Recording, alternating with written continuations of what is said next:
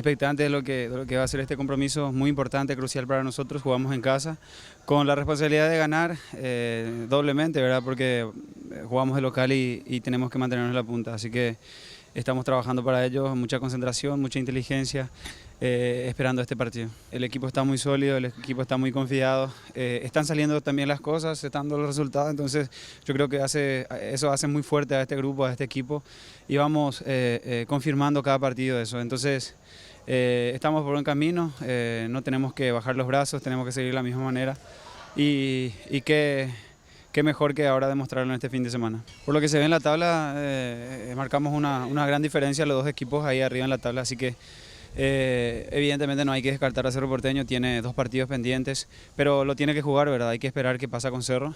Nosotros ya lo jugamos, ya lo ganamos esos puntos y dependiendo seguramente matemáticamente tiene chance Cerro Porteño, hay que ponerlo también en la lucha del torneo, pero de igual manera yo digo que lo tiene que jugar, vamos a ver ese resultado y nosotros expectantes de lo que podemos hacer nosotros, ¿verdad? El fin de semana tenemos un compromiso, tenemos que seguir sumando paso a paso, mirando partido a partido y de esa manera poder ir cumpliendo los objetivos que tenemos.